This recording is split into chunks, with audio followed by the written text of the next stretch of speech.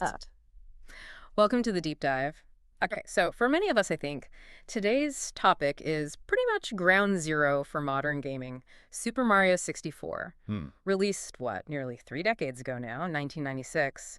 And this game isn't just, a classic, it's still constantly referenced as the blueprint for good 3D design for player engagement. Absolutely. So we've really gone through the source material, developer interviews, psychological analyses of player motivation, retrospective. All that good stuff. Yeah, exactly. And our mission here is really to unpack the design philosophy that made this game just so revolutionary and understand why its magic endures, not just nostalgia, right? But as a lesson. And you're totally spot on. We have to start with the context. Yeah. I mean, before Super Mario 64, the whole industry was kind of fumbling, trying to get 2D ideas into 3D. Yeah, it was awkward. It was awkward, often really clumsy. Cameras were, well, a nightmare. Controls felt like you were a tank sometimes. Totally. Stiff. Movement was stiff, digital, yeah, sometimes just painful. Yeah. SM64 wasn't just fun. It was this, elegant solution. It solved problems the rest of the industry hadn't even properly figured out how to ask yet. Mm-hmm.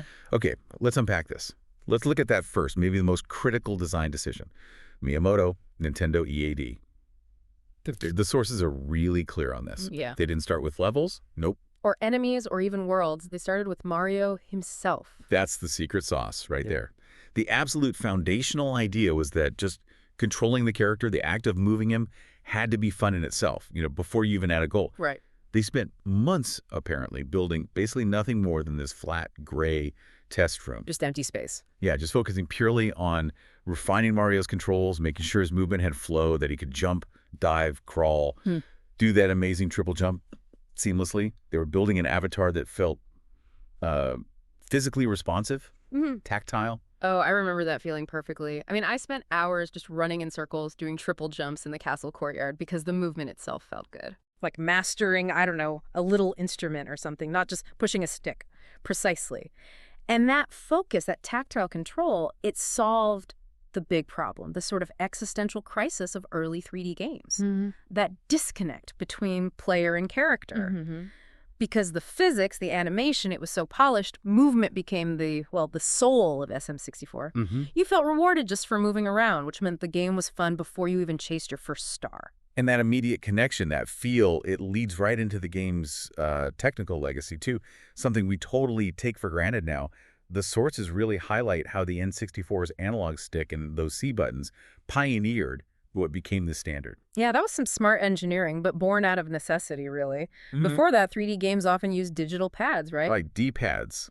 Awful. Yeah, you'd have these weird button combos just for basic movement or turning. Imagine trying to platform when you have to hold A and press the D-pad just to make a wide turn. The analog stick just changed everything. It gave you gradient control move Mario a tiny bit, or faster, or full tilt. Nuance. It brought actual nuance to 3D movement. Exactly.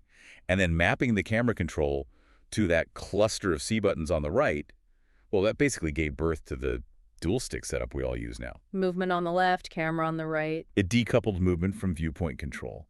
It gave the player this, unprecedented mastery over their perspective. Suddenly, controls weren't the obstacle anymore. They were your tool for exploring. That decision alone, wow, it influenced pretty much every major console game after it. Okay, now let's shift to the game's mission statement. This radical embrace of freedom and just play.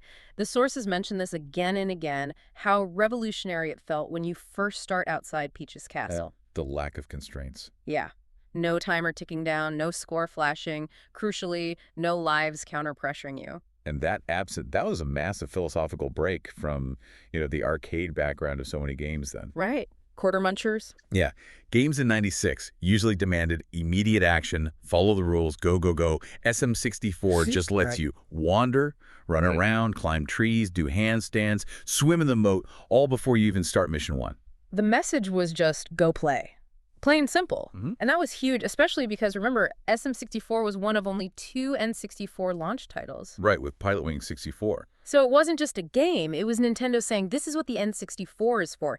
Expansive, non-linear 3D. And that philosophy just flowed right into the level design. They really were playgrounds, not corridors. Think about Bob-omb Battlefield, the first proper course. Yeah. You weren't just following some narrow path to the end. Those 6 or 7 stars in that one level, they needed totally different ways of interacting with the world. 1 minute you might be chasing Chain Chomp, trying not to get bitten. Yeah. The next you're racing Koopa the Quick. Then you're figuring out how to actually get up King Bob-omb's mountain.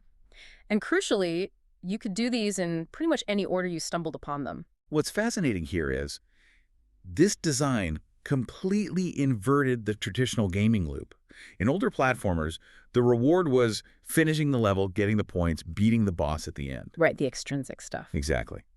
In SM64, exploring was the main reward. The whole environment was designed for you to master it, to manipulate it. It made the journey through the world feel more satisfying, maybe, than even getting the star at the end sometimes. Focus shifted to intrinsic enjoyment.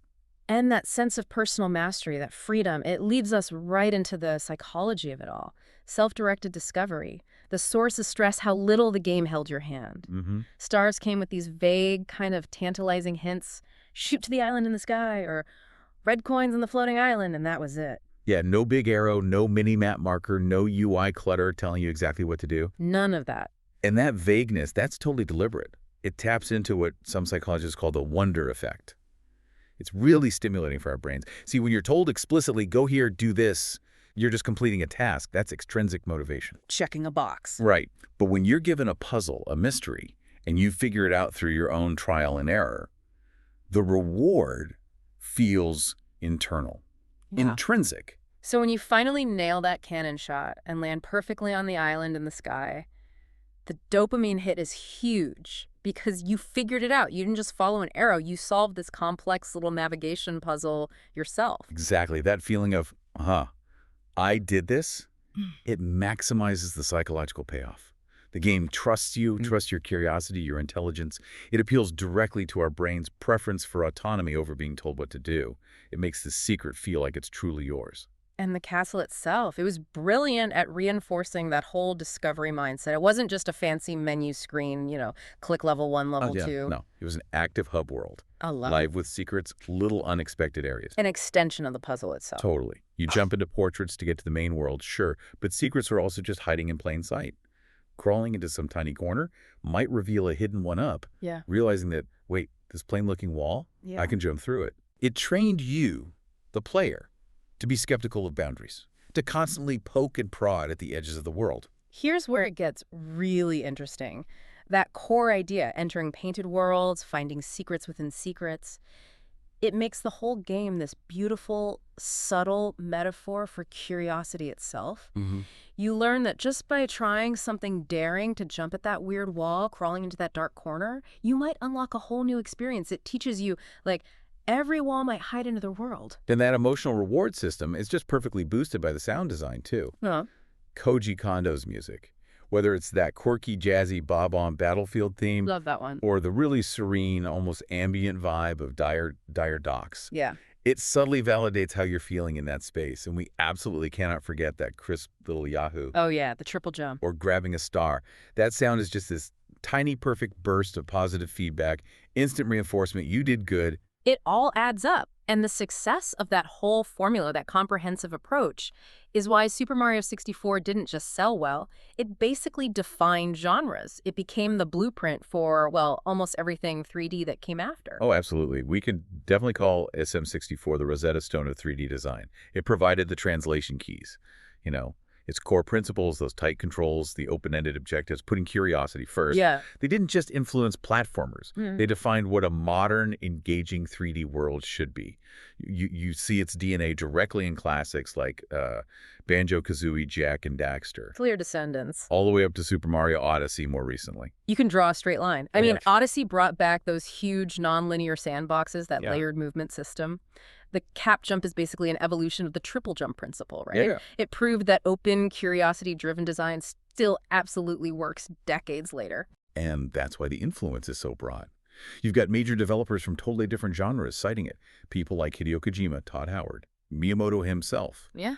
They all point to SM64 as the game that taught them how to build worlds that feel touchable. Touchable, yeah, and how to manage the camera to actually help the player, not fight them. Right. It taught the whole industry how to translate physical space and physics onto a screen in 3D in a way that just felt intuitive and fun. So what does this all mean? I think The enduring magic of Super Mario 64 really comes down to capturing that universal joy of learning without being explicitly taught. Hmm. It gives you that like childlike thrill of poking at a world and having it react to you, to your effort, your experimentation.